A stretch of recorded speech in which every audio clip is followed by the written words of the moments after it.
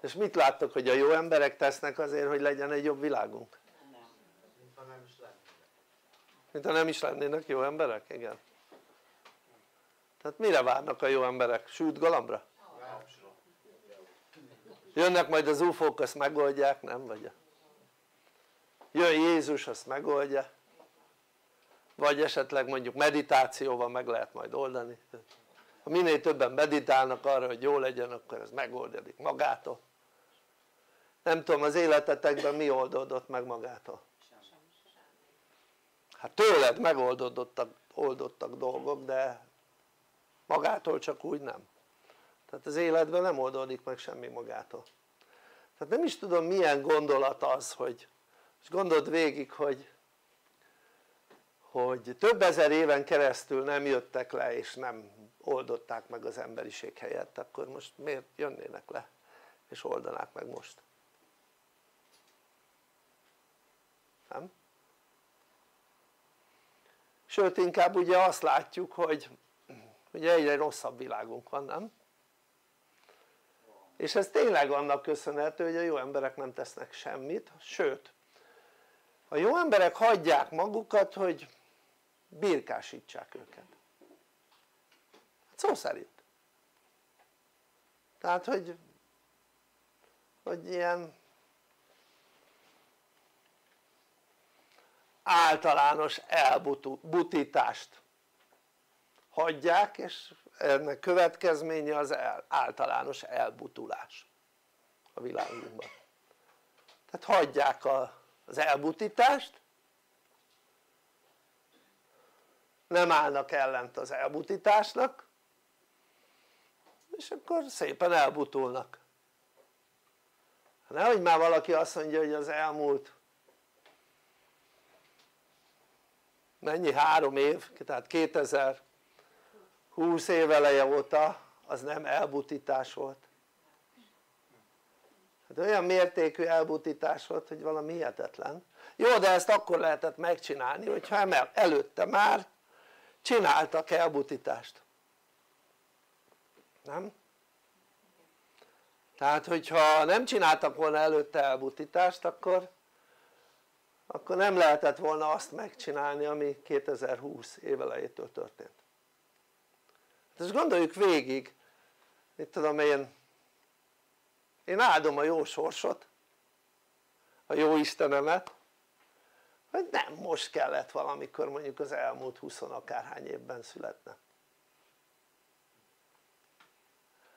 De szó szerint. Tehát én nagyon örülök annak, hogy nem is azelőtt születtem, mint ami előtt születtem, és nem is azután születtem, ami után születtem. Tehát vagyis amikor születtem. Tehát hogy mondhatjuk azt, hogy a legjobb időben születtem. És ugye miért jó ez, hogy ezt mondom, tehát nekem miért jó ez a legjobb idő? Mert ugye én felnőttként megéltem egy előző korszakot, felnőttként megéltem élek egy következő korszakot, van összehasonlításom a korszakok között. Akkor ráadásul még ugye elég speciális módon nőttem fel, tehát ami azt jelenti, hogy mondhatjuk azt, hogy az átlagnál több szeretetet kaptam, és ugye valahogy úgy összerakták az életemet, hogy más lettem az átlagtól. Ez már gyerekkoromban is megnyilvánult, ugyanis sose értettem, hogy miért nem volt osztályközösség, ahol én voltam. Tehát se általános iskolában, se középiskolában nem volt osztályközösség. Nekünk általános iskolában volt 1 év után osztálytalálkozó, középiskolában egyáltalán nem volt osztálytalálkozónk, és akkor máshol mindenütt volt osztályközösség, osztálytalálkozó hegyek, mióta befejezték az iskolát, érted? Itt ami legalább 5 évente, nálunk ilyen semmi nem volt. És akkor rájöttem arra, az elmúlt 10 évben jöttem rá, hogy miattam nem volt osztályközösség. Nem osztálytalálkozó, osztályközösség. Mert én a hülyékkel nem akartam közösséget vállalni. De tényleg. De tényleg nem akartam. Tehát most gondoljátok végig, általános iskolás korban már mondjuk a gyerekek felső tagozatban, olyan 7.-8-tól már dohányoznak. Sőt, már van aki előbb, tudod. Akkor is így volt. Soha nem volt dohányos barátom. Se dohányos barátnőm. Érted? Tehát én például a dohányosokkal sem vállaltam közösséget gyerekkorban, érted? Voltak a dohányosok és voltak a nem dohányosok. Érted? És a nem dohányosoknak a vezetője én voltam. Oké? Okay? Én nem akartam közösséget vállalni olyan emberekkel, akik mások ebből a szempontból, érted? Tehát voltak olyan gyerekek, akik kötözködők voltak. Én nem akartam kötözködőkkel közösséget vállalni. Fölkértek őrsvezetőnek annak idején, azt mondtam, hogy azért nem vállalom, én azoknak a gyerekeknek nem leszek az őrsvezetőjük, érted? Ami nem azt jelenti, hogy nem volt nekem egy saját közösségem, nekem volt óvodában saját közösségem, volt általános iskolában saját közösségem, középiskolában volt saját közösség, katonaságnál is volt, még ott is, érted?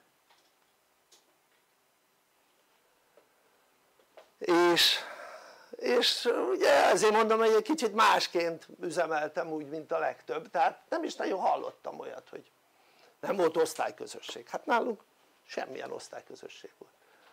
Volt általában 2 vagy 3 klik, azért mert én létrehoztam, érted? Na most ezt most miért mondom? Mert ugye egy érdekes világban élünk, ahol ugye egy kicsit jobban utána nézhet az ember a dolgoknak, mondjuk ugye a 90-es évektől, akkor ugye rájöhetett arra az ember, hogy sok minden az egyéntől függ. Tehát én már a 90-es évek elejétől tanultam olyan dolgokat, hogy az egyéntől mennyi minden függ. Tehát hogy ő mennyire sikeres az életében, az mennyire függ az egyéntől.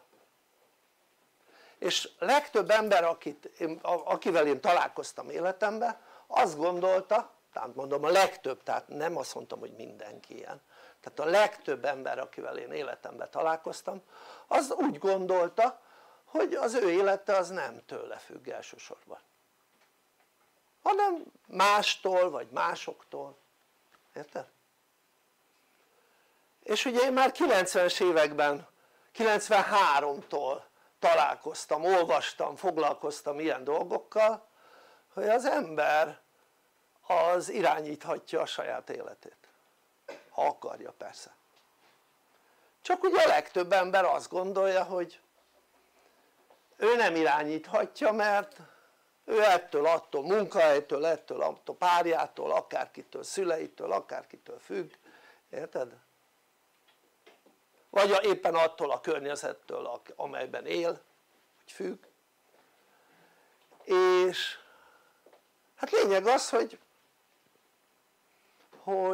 ugye az emberek mai napig is úgy gondolják, a legtöbb ember, akivel találkozom, hogy az ő életét ő nem nagyon irányítja, nem nagyon irányíthatja. Honnan veszem ezt? Tehát gondold végig, aki ma nem oda megy, ahova akar, azzal, akivel akar, akkor, amikor akar, és addig marad, ameddig akar, az nem szabad. Vagy szabad? Nem szabad. És ez nem csak anyagi szempont, de részben anyagi szempont is. Miért? Nem csak anyagi szempont, mert nagyon sok jó jövedelemből élő ember az nem tud elszakadni attól amit csinál, tehát úgy értve elszakadni hogy helyhez van kötve vagy időhöz van kötve. Tehát megnézed a vállalkozókat, ugye megegyezhetünk abban hogy átlagosan a vállalkozók, cégtulajdonosok többet keresnek mint az alkalmazottak, nem? Megállapodhatunk ebben?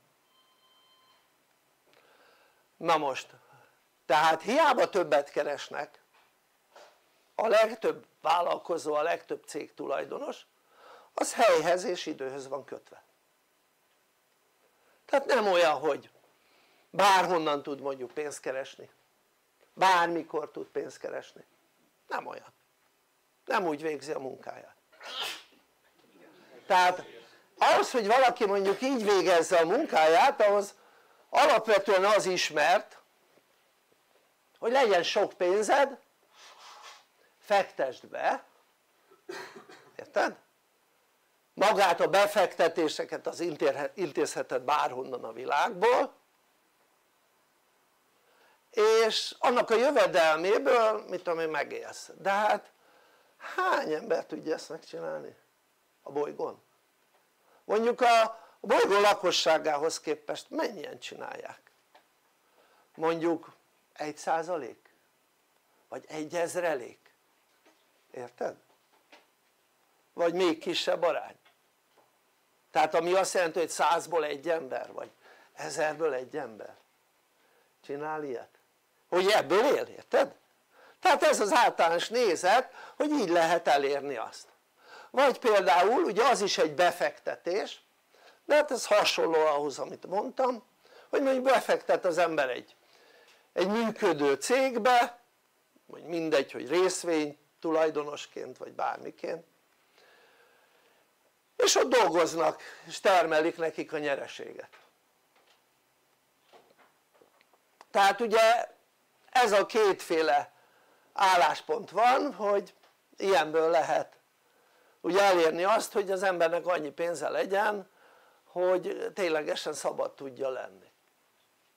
Vagy esetleg van egy harmadik, az még ritkább, mikor az embernek van valami találmánya vagy írásműje vagy valamilyen művészi alkotása amiből pénzt később is tud kapni, nem csak akkor amikor megismerik azt a dolgot hanem utólagosan is. Ezt úgy hívják ilyen jogdíjszerű juttatás. Tehát de ez megint hogyha az összeset összevetjük mondhatjuk azt hogy 1% vagy 1/1000 amelyik igazából a bolygón teljesen szabad, inkább azt mondanám hogy 1/1000, tehát még csak nem is 1%. Tehát mondhatjuk azt hogy nagyon jó módú az 1%, de mégsem szabadok, érted? Tehát most ott van például mit tudom én Magyarország leggazdagabb embere, szerinted ő szabad? Nem, hát az nem szabad ember aki úgy kell hogy közlekedjen hogy közben ilyen szekrények, ilyen, mit szoktak mondani, milyen szekrények? Kétajtós szekrények, igen köszönöm, követik őt. Az nem szabadság, érted? Tehát a legtöbb olyan embert aki szabad az több ilyen kétajtós szekrény követi. Tehát olyan emberek akik ilyen testőrök, oké? Testőrök. Tehát az se szabadság, tehát nem tud elmenni valahova mert a testőröknek ott kell lennie, érted? Tehát ez nem szabadság. Tehát egy olyan világban élünk ahol megnézitek gyakorlatilag elvették az emberektől a szabadságot ilyen alattomba és az emberek erre nem jöttek rá, nem jöttek rá. Tehát hogy tisztában legyünk ezzel, minden ember szabadnak született, tehát mindenki kivétel nélkül. De mi az hogy szabadnak született? Hát hogy születhetett szabadnak mikor eleve 9 hónapig fogságban volt, elég szűk fogságban, nem? Az édesanyja hasában, ez egy elég szűk fogság. Akkor ráadásul ugye megszületett, és akkor nem tud gondolkodni, mert egyszerűen még nem alakult ki a gondolkodása. Ugye ezt is jó lenne tudni egy embernek, hogy az, hogy egy ember ténylegesen tudjon gondolkodni, az el kell telnie 21 évnek onnan, hogy megszületett. Na, ami nem azt jelenti, hogy fog is gondolkodni, mert attól függ, hogy mennyire szokta meg azt, hogy gondolkodjon, vagy mennyire azt szokta meg, hogy más gondolkodik helyette. Érted? Tehát mit jelent a gondolkodás? Hát ott van benne a szavunkban, hogy gondoldás. Tehát amikor az embernek van egy megoldandó feladata, akkor megoldja, akkor gondolkodik és megoldja. Oké?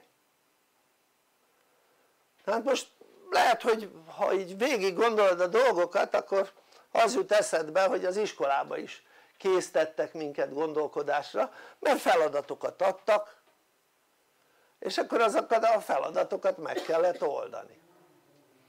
De hát ugye nem sok olyan tantárgyunk volt, ahol feladatokat kellett megoldani, ha jobban megnézed, mert volt mondjuk a matek, nem?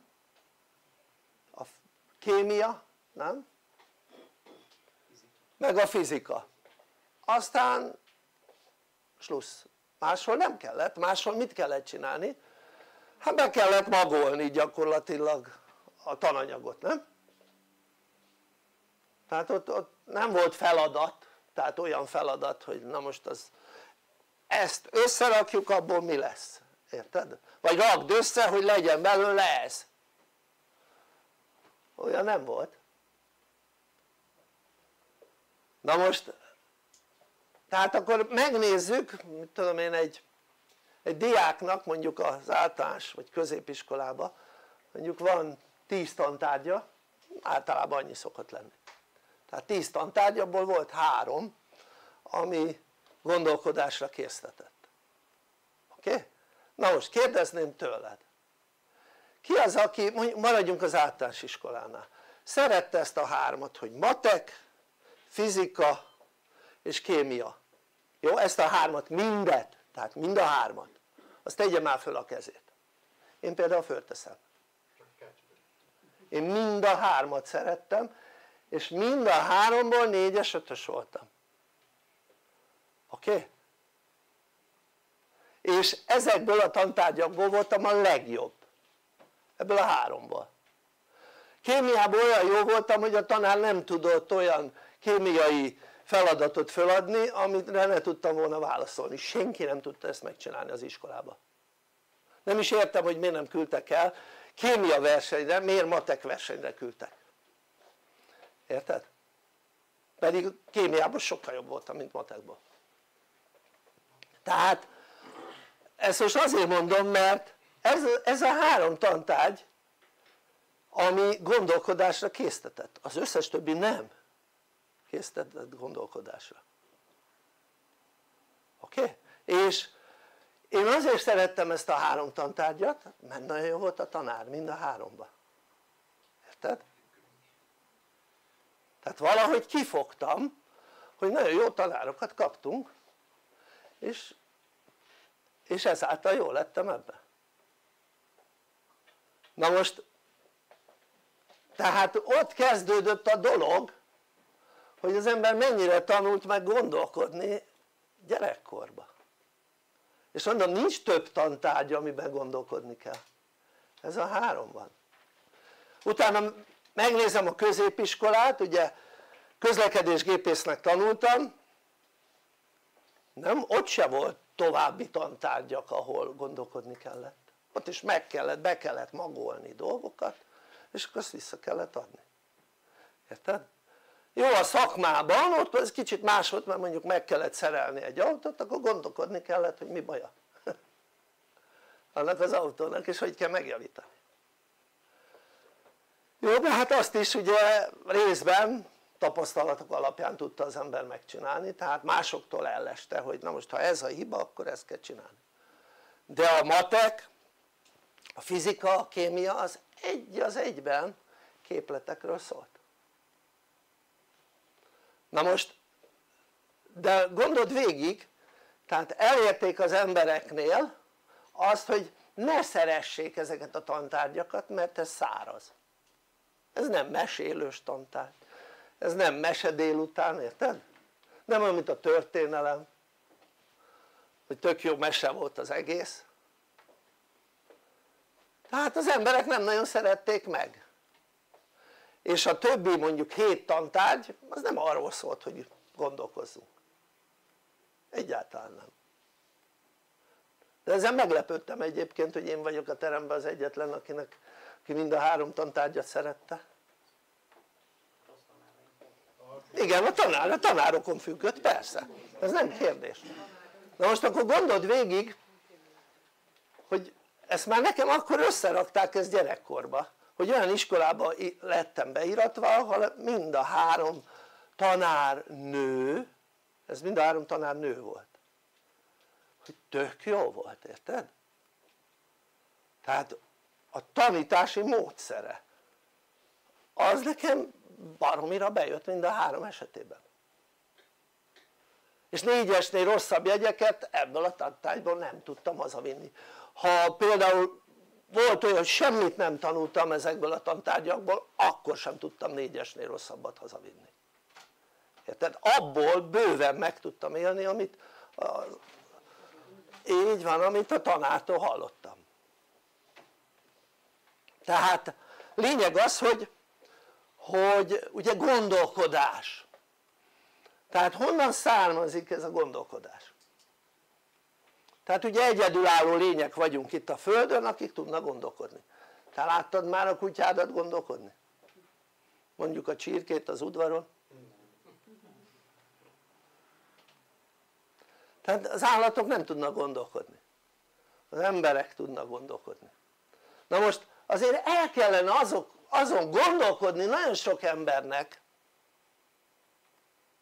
hogy vajon hogy a manóban van ez, hogy itt van ez a nagy bolygónk rengeteg élőlénnyel, és van egy faj ezen a bolygón, amely tud gondolkodni. Tehát akkor nem kell elgondolkodni azon, hogy mi miatt tud gondolkodni. Tehát miben lehetünk mások, mint a többiek. És gondold végig, a legtöbb embernek ez fel sem merül a gondolkodásában. Hát de miért nem merül fel? Hát mert valahogy fárasztja a gondolkodás. Érted? Most gondold végig, mennyivel egyszerűbb odaül a tévé elé, mondjuk férfiak néznek egy meccset, a nők néznek valami főzőcskét, vagy akármit, vagy egy filmet éppen, érted? És közben kell gondolkodni. Te már tévé előtt gondolkodtál? Nem, tévé előtt nem kell gondolkodni. Üveges professzor, mikor annak idején csinálta a kísérleteit, érted? Ott kellett gondolkodni. Igen. De egyébként a tévé nem arról szól, hogy az ember gondolkodjon. Na most ugyanez, fogja valaki mondjuk, Facebook ugye talán a legismertebb közösségi portál, meg talán az legnagyobb is, az egyik legnagyobb, és ha valaki elkezdi nézni, akkor ott gondolkodnia kell. Tehát ugye itt a fizikában, kémiában, matekban feladatok voltak, amit meg kellett oldani. Az életedben feladatok vannak, amit meg kell oldani. Érted? A kettő közt szoros összefüggés van. Tehát eléd rak az élet egy feladatot, és az a feladat azért van eléd rakva, hogy megold. De gondolkodás nélkül nem lehet megoldani egy feladatot. Tehát aki kapott egy matek feladatot általános iskolába vagy középiskolába és nem oldotta meg, akkor kapott egy karót, egy egyest. Oké? Ugyanez az életünkben, egy feladatot amit eléd raknak nem oldod meg, az életben kapsz egy karót. De az hogy fog jelentkezni? Hát a karó is rosszul esett az egyesben, vagyis amikor általános iskolába jártál vagy középiskolában rosszul esett az egyes, na most rossz érzést okozott, ugyanúgy ha az életedben nem oldasz meg egy feladatot, rossz érzést okoz. De az hogy az ember megoldjon egy feladatot, gondolkodni kell. És azért mondom, hogy mennyire nem foglalkoznak az emberek azzal, hogy itt vagyunk az élővilágban, az élővilág egyik tagjaként, érted? Mint emberek, emberiség, és nem foglalkozik maga az egyén azzal, hogy miért vagyok én és miben vagyok több, mint az összes többi élőlény. Nem foglalkozik vele, pedig több vagy, méghozzá sokkal több, mert képes vagy, illetve képes lennél gondolkodni, érted? Az állat nincs olyan, hogy képes lenne gondolkodni, nincs olyan, hogy a növény az képes lenne gondolkodni, nincs ilyen. Az ember az egyetlen, amelyik képes lenne gondolkodni és képes is gondolkodni, érted? Ha akar. Persze ennek vannak feltételei, hogy az ember gondolkodjon, mert az ember úgy működik, hogyha nem jó állapotban van az ember, akkor hasonlatos egy nagyon fejlett állathoz, nem tud gondolkodni, hanem ösztönlényként működik. Tudod mit jelent az ösztönlény? Mi különbség van az ösztönlény és a gondolkodó lény között? Hogy az ösztönlény annak alapján tudja megoldani a dolgait, amit megtapasztalt. A gondolkodó ember annak alapján is meg tudja oldani a dolgait, amit nem tapasztalt meg. Honnan tudni ezt? Csináltak kísérletet egy kisgyerekkel, tehát olyan, aki már éppen beszél, jár, érdekli a játék, és egy csimpánzzal. Ugye a csimpánz az egyik legértelmesebb majomféle. És fogták, és játék, és tudod, egy olyan játékot tettek elé a két élőlény elé, ugye az ember és a csimpánz elé, hogy annyit megmutattak, hogy tehát van egy gömb, ismeritek azt a gömböt, hogy vannak rajta különböző nyílások, idom alakú nyílások, és vannak az idomok, és csak egy helyre tudod az idomot beledugni. Tehát mit tudom én, van rajta 10 luk, 10 idom, és csak egy helyre tudod beledugni. És akkor megmutatták a gyereknek, hogy azt szépen be lehet dugni. Érted? De nem mutatták meg, hogy hogyan, csak hogy be lehet dugni. Ugyanezt látta a majom is, ugye tudjátok, hogy a gyerek is utánoz, meg a majom is utánoz. És odaadták a játékot a gyereknek, majomnak külön-külön természetesen. És a majom nem tudott vele mit tenni, nem tudta beledugni az idomokba, a idomok helyére azt az idomot, ami átmegy azon a lukon. A gyerek meg kitalálta, érted?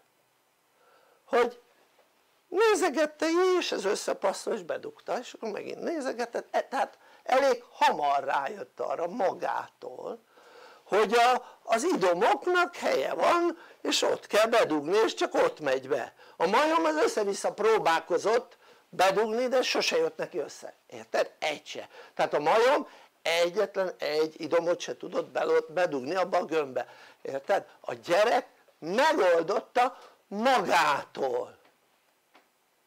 Az azt jelenti, hogy az egyik gondolkodik, a másik nem.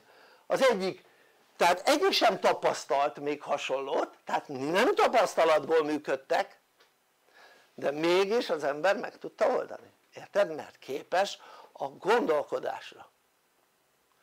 Na most az is egy gondolkodás, tehát mit jelent a gondolkodás, hogy tiszta és világos legyen? Az azt jelenti, hogy az ember következtet, érted? Kikövetkeztet dolgokat, ha nem így akkor úgy, ha nem úgy akkor amúgy, következtet, érted? És a tökéletes következtető képesség az 21 éves korra fejlődik ki, addig fejlődik, eléri a csúcspontot 21 éves korba, vagy megtartja azt a szintet, vagy akár tovább fejlődik azon a szinten amit elért 21 éves korában, vagy elkezd visszafejlődni, ez a folyamat. Tehát a következtetés az azt jelenti, hogy ez lehet, az lehet, amaz lehet, melyiket válasszam, érted? És kikövetkezteti, hogy a legjobbat válassza. Tehát a gyerek is a gömböknél kikövetkeztette, hogy hopp, ez ide nem megy bele, akkor forgassunk a gömbön, ide sem megy bele, forgassunk, ide, hopp, hopp, ide belement. És akkor elvette a következő idomont, hát ez ide nem megy bele, nézzük, hasonlítsuk össze, hasonlít ez a kettő, a luk meg az idom egymásra, hasonlít, akkor belemegy, és belerakta, érted? Ez a következtetés, de ez gondolkodás, világos ez? Tehát az emberek azok tudnak következtetni, és minden ember képes erre, tehát minden ember, nyilván a szellemileg sérültek azok nem, akik szellemi sérülten születnek, ugye az egy más kérdés, de az épp elmélyűek azok teljes egészében képesek. És itt van a kutya elásva, hogy vajon mikorra értékel az egyes egyénnél azt, hogy ne alkalmazza a következtetést, tehát a gondolkodást. Mikorra értékel? Na most ennek van tudatos része, hogy mikorra értékel, és van nem tudatos része. Nyilván egy szülő azt akarja, hogy minél okosabb legyen a saját gyereke, nem? Tehát nem hiszem, hogy létezik olyan szülő, amelyik azt mondja, hogy na, én minden áron elbutítani akarom a gyerekemet. Nem hiszem. Lehet, hogy van ilyen, de én ebben nem hiszek. Szóval én abban hiszek, hogy a szülő úgy működik, hogy minél okosabb, értelmesebb legyen az ő gyereke. Nem így van? Ki az, aki szülő itt? Oké? Oké, rendben. Jó, tehát szülők vagyunk ugye nagy túlnyomó többségben, tehát ténylegesen erre törekedtünk, nem? Hogy minél okosabbak legyenek a gyerekünk vagy gyerekeink, attól függ, hogy egy vagy több van. Szóval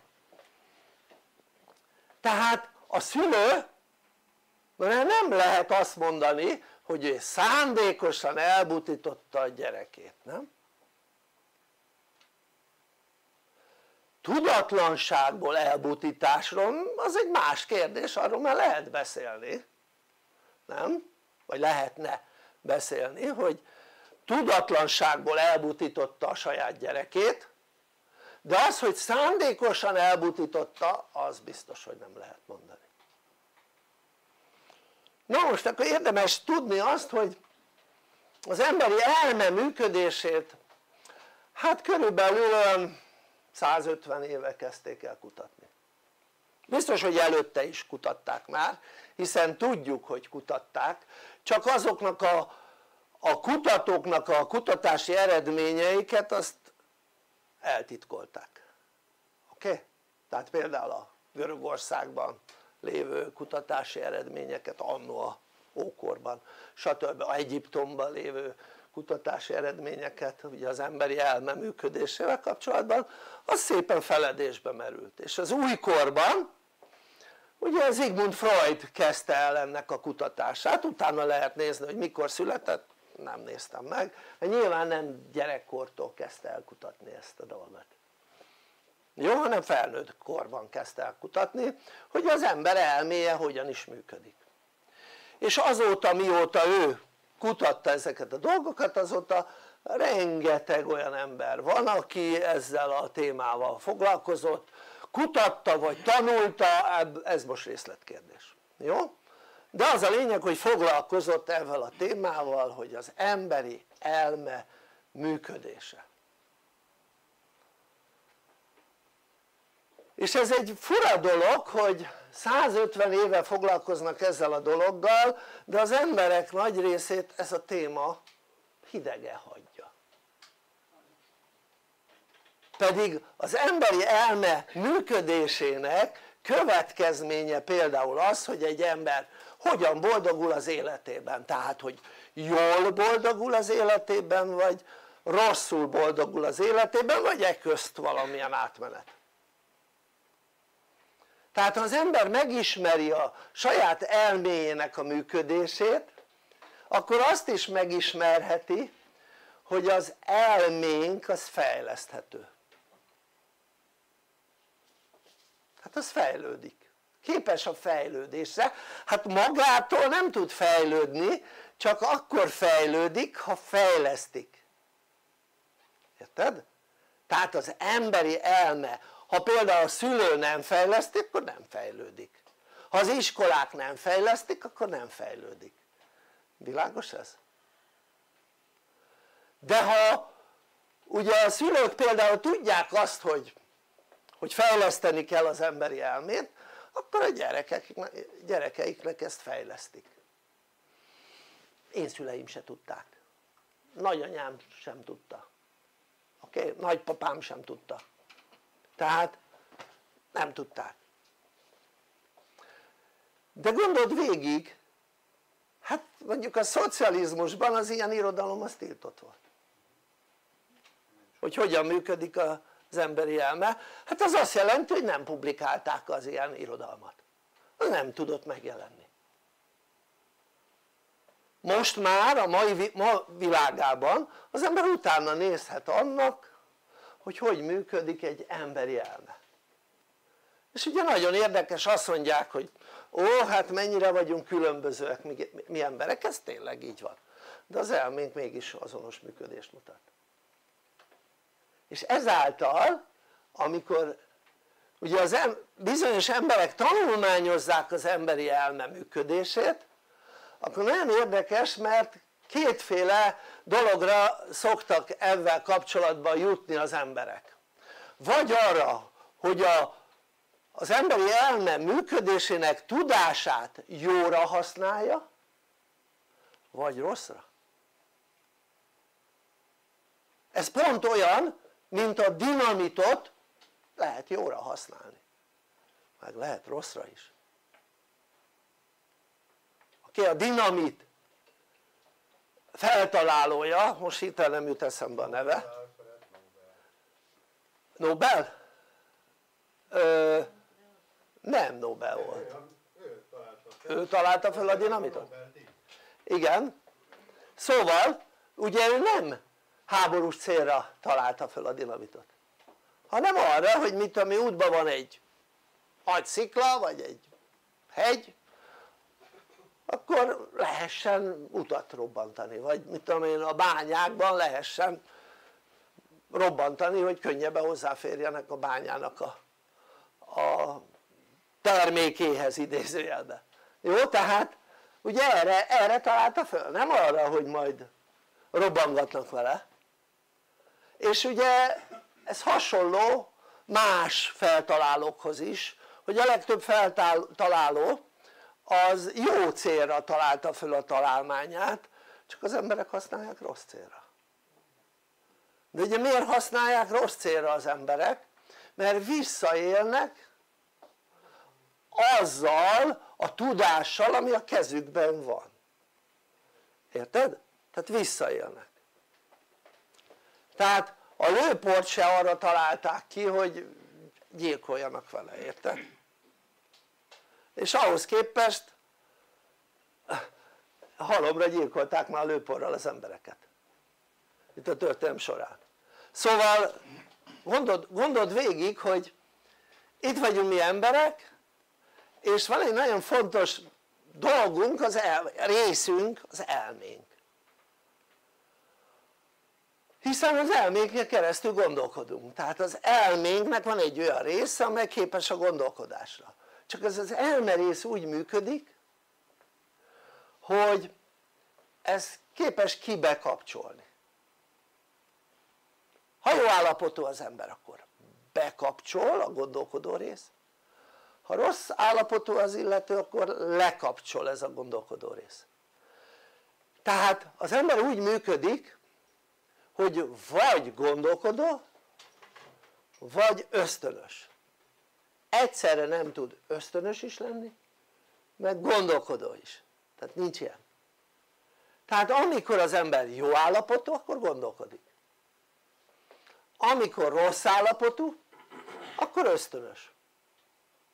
Tehát ugye ez úgy működik a mi esetünkben embereknél hogy két agyféltekénk van, van egy bal agyféltekénk meg van egy jobb agyféltekénk. A múltkor éppen mesélte nekem valaki személyesen, egy eléggé művelt ember, de tényleg szó szerint értsétek, tehát aki a szellemi dolgokban elég művelt, hogy a jobb agyféltekénk az ami az ösztönös rész.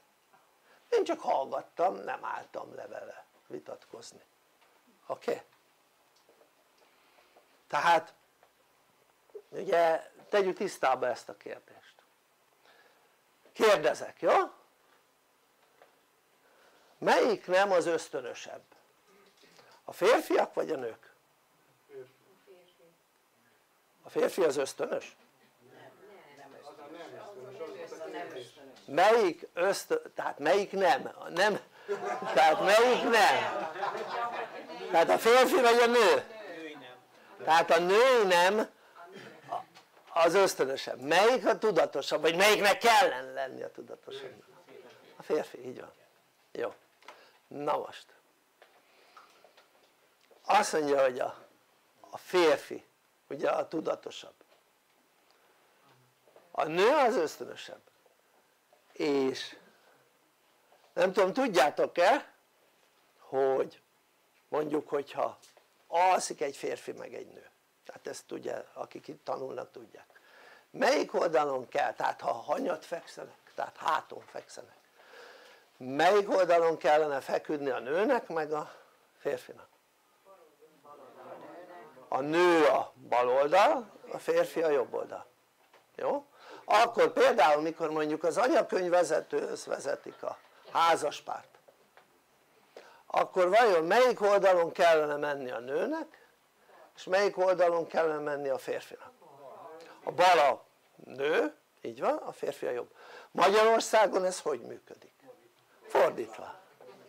Tehát Magyarországon ez úgy működik hogy az anyakönyvvezető elvárja hogy a férfi a bal oldalon legyen, a nő pedig a jobb oldalon. Tehát a bal agyféltekénk az az érzelmi oldalunk, a jobb agyféltekénk a tudatos oldalunk. Ez akkor is így van ha bárki mást mond, ha bárki más mond azt meg akar téged téveszteni, jó? Maradjunk ennyiben. Tehát a bal oldalunk a női oldal, a jobb oldalunk a férfi oldal.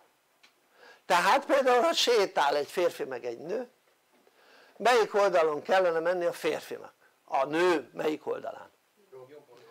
A nő jobb oldalán kellene menni, tehát a férfi bal oldalán, a hölgy van. Na most, de miért van ez így? Na most, hogy alakult ez így ki? Tehát itt évezredekről van szó, évezredeken keresztül kialakult valami ami berögzült, ami ott van a génjeinkben, oké? Genetikai kód, be van kódolva, ez minden férfinak, minden nőnek bele van kódolva hogy hol a helye, oké? Tehát bal vagy jobb oldal. Ez igazodik az elménkhez, tehát amikor azt mondják hogy a jobb oldal az érzelmi oldalunk akkor hazudnak szándékosan, jó? A jobb oldal a tudatos oldalunk és a bal oldal az érzelmi oldalunk. Melyik oldalon van a szíved drága csillag aki azt mondja hogy az érzelmi oldal a jobb oldalunk? A szíved az melyik oldalon van? Aha. Tehát a szívünk az balra van eltolódva, érted? Tehát minden embernek bal oldalt van. És ugye mikor a szívről beszélünk, akkor érzelmekről is szoktak beszélni. És nyilvánvaló, hogy ahol a szívünk van, az az érzelmi részünk, és az agyunknak is az érzelmi része. Világos ez? Tehát a másik felünk az a tudatos gondolkodás részünk. Oké? Na most, ez miért fontos? Nem ez a fontos, hanem az a fontos, hogy vagy az egyik működik, vagy a másik. Egyszerre nincs együttműködés. És nem így találomra azt mondja, na most akkor az agyunk, hogy na most akkor a jobb oldalunk működjön, na most akkor a bal oldalunk működjünk. Hát ez így működnél, akkor elég fura lenne. Tehát ez nem így működik, ez mindig a hangulathoz kapcsolódik.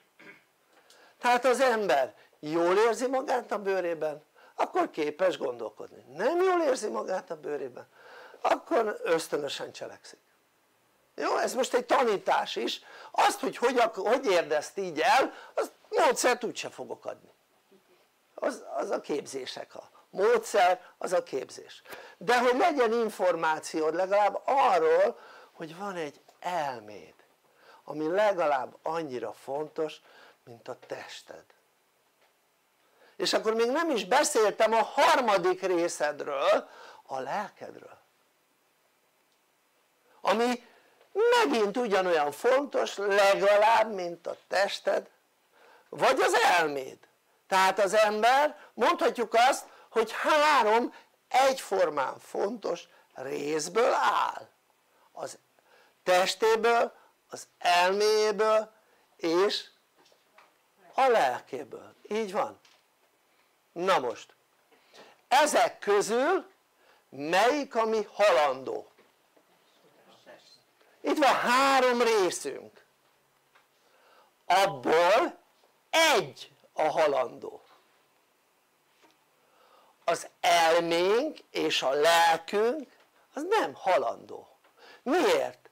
Mert az elménk egyik fele, a bal része, az egy nagy raktárhoz van kapcsolva, ahol ott vannak azok a múltbéli információk, amely alapján az ember ösztönösen cselekszik. És van a jobb agyféltekénk, ami a gondolkodáshoz kapcsolódik, ami egy másik fajta raktár, egy olyan raktár, amit nem éltél meg, hanem mások raktároztak el. De te nem éltél meg. Világos ez? És azt, hogy most ki élte meg azokat a dolgokat, az ebből a szempontból részletkérdés. Oké? És hogy mikor élték meg, nem számít. Nem ez a fontos. Tehát te 2 raktárhoz tudsz kapcsolódni. A múlt olyan raktárához, amit megéltél, vagy egy olyan raktárhoz, amit mások éltek meg. Szerinted melyikben van több információ? Amit te éltél meg, vagy abban, amit mások éltek meg? Akkor melyikből tudnál több információt kapni, helyesebb információt kapni? Abból, amit te éltél meg, vagy abból, amit mások megéltek. Tehát most gondold végig, itt van 8 milliárd ember. Hány milliárd ember élt már ezen a bolygón? Érted? Összességében. És azoknak az információi, megélései ott vannak abban a raktárban, amihez a jobb agyféltekét kapcsolódik. Oké? De ez, hogy hozzájutsz bármilyen információhoz, amit szeretnél, ahhoz kell egy engedély. Érted? nem általad kapott engedély, egy más lény által adott engedély, nem emberi lény által kapott engedély. Világos ez? És az azt jelenti, hogy ami információra szükséged van, akkor ahhoz engedéllyel hozzáférsz. Ehhez hozzáférhetsz, ez semmi gond, ez nem kell engedély, de ehhez engedélyre van szükség. Az tudod miért? Hogy ne élj vissza azzal a tudással, ami milliárd emberek tudása, érted? És akkor azt mondják, hogy jó, ehhez hozzáférhetsz, ehhez nem férhetsz, ehhez hozzáférhetsz, ehhez nem férhetsz, ehhez hozzáférhetsz, ehhez nem férhetsz, vagy mondják egyeseknek, hogy nyisd a hozzáférés, semmihez nem férsz hozzá, kész. Érted? Miért? Hát mert egy etikátlan ember visszaélne a tudással. Világos ez? Egy etikus ember az nem él vissza a tudással. Oké? És ez azt jelenti, hogy gondold végig, hogy nem kellene az életeden változtatni. Hogyha ismernéd a saját működésedet, képes lennél arra, hogy megértsd, hogy mennyire különleges lény vagy a többi élőlényhez képest, nyilván nem az emberekhez, mert a többi embernek is ugyanazok az elvi képességeik vannak, érted? Tehát elvileg ugyanazok a képességei vannak, de itt van egy fontos dolog, az, hogy mit engedélyeznek neked, érted? Milyen információkat engedélyeznek a te számodra? És ugye az etika az nem egyszerűen annyi, hogy ne okozz másoknak bajt. Ott vannak olyan dolgok is, hogy ne okozz magadnak bajt. Oké? Illetve a nem cselekvéseddel nem mulassz el olyan dolgot, amit beszélj, te szeretnéd, hogyha veled megtennének. Érted? Stb. Stb. Tehát több összetevős az etika. Ha a bolygón etikusak lennének az emberek, akkor már rég aranykor lenne, rég a szeretet korszakban élnénk. A szeretet korszak arról szólna, hogy az emberek képesek békében, szeretetben, feltétel nélkül együttműködni. Tehát most gondold végig, ha te tudnád az emberekről, hogy egy másik emberről, akit sose ismersz, de tudod róla, mivel tudod, hogy mindenki etikus, vagy tudnád, hogy mindenki etikus, érted? Akkor eleve azt feltételeznéd, hogy ő szeret, nem? Azt feltételeznéd, hogy békés, nem? És együttműködő. Meg se kérdőjeleznéd, hogy nem. Most azért kérdőjelezed meg ezt, mert az emberek nem ilyenek. Az emberek egy jó része nem békés, vagy nem szeretetteljes, nem? Vagy nem együttműködő, vagy három közül egyik se. Oké? Jó, azok, akik a három közül egyik se, azok a kisebb százalék, de az emberek jó része vagy kettő vagy egy hiánnyal szenvednek. Oké? Tehát gondold végig, nem jobb lenne egy olyan társadalmi formában élni, ahol megbízhatsz az emberekbe? És tudod róluk azt, hogy lehet velük együttműködni feltétel nélkül, mert szeretnek és békések? Nem jobb lenne egy ilyen társadalmi forma? Nem kellene egy ilyen társadalmi formát létrehozni? Ez a frankó társadalmi forma, ami most van?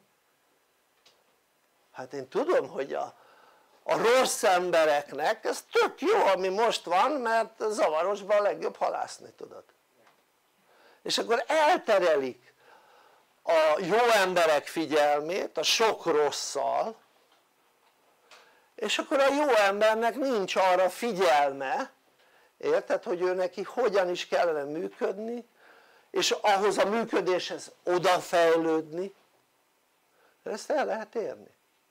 De most egy kérdés van, hol lehet ezeket elérni? Hol lehet azt megtanulni hozzá a módszereket is, hogy az ember képes legyen megfelelően használni az elméjét? Tehát most az imént említettem, hogy van 3 részből állunk és abból csak egy hal meg. A tudás az nem hal meg, érted? A tudás nem hal el, az egy adatbank a tudás. A lelked az energia, ugye az egy energia lény, egy értelmes energia lény amely benned van. A lélek, tehát egy energia, az nem vészel, az nem pusztul el, nem hal meg.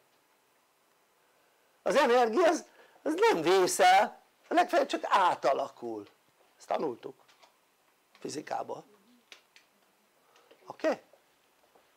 Szóval gondold végig, és az embereknek 3 részük van, abból 2 öröklétű, és mégis a legfontosabb számára a harmadik, amely meghatározott időn belül elpusztul, nem?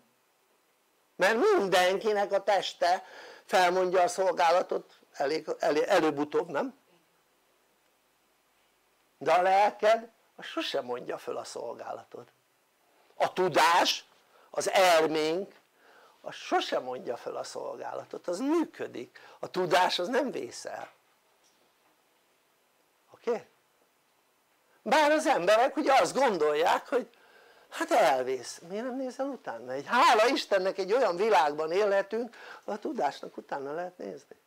Jó, persze, tudjuk jól, hogy vannak hamis információk, hamis tudás, álinformációkat szokták mondani. Na most ott is van egy ilyen, hogy vajon az az információ valós vagy hamis. A gondolkodás azt jelenti, hogy megkapod rá az információt, hogy az hamis vagy igaz. Oké? Okay? Ugye életünkben már sok olyan eset volt itt az elmúlt 20 évben, amikor ugye hozzám fordultak és kérdezték azt, hogy ez be fog következni vagy nem fog bekövetkezni, és akkor mindig történt olyan, hogy azt mondtam, hogy be fog következni vagy nem fog bekövetkezni. Amire azt mondtam, hogy be fog következni, az be is következett, amire azt mondtam, hogy nem fog bekövetkezni, az nem is következett be, mert használom ezt a kapcsolatot, érted? És ha egy ember tapasztal dolgokat, ugye 3 dolog miatt születtünk le. 1, hogy tanulj, fejlődj. 2, annak alapján amit tanulsz, fejlődsz, tapasztalj. Tehát ez azt jelenti, hogy használd a tudást, érted? A harmadik, hogy taníts másokat is arra a tudásra amit már te tudsz, arra a tapasztalatra amit már te tudsz, érted? Mindnyájan ezért születtünk le ide a bolygóra, mindnyájan. Van akinek nagyobb feladata van, mint például nekem, van akinek kisebb feladata van ebben a kérdésben. Tehát vannak olyan emberek akiknek csak azt kellene megélniük, érted, hogy jó szinten csinál egy szakmát és annak a tudását át kellene adni, érted? Vagy akár kiváló szinten csinál egy szakmát és annak a tudását át kellene adni. De az emberek legnagyobb része nem tanít, nem adja át a tudását, és ezt úgy hívják, hogy mulasztás. márpedig akkor az egyén a küldetését azt nem teljesítette. És akkor tudok ilyen dolgokat, hogy kérdezek és választ kapok. Például arra vonatkozóan, hogy mondjuk kinek hanyadik leszületése itt a bolygón. Oké? Nem mindenkinek akarok ebben választ adni, nyilvánvaló. Csak aki megérett erre a válaszra. Érted? Akkor például azt is, hogy honnan jött?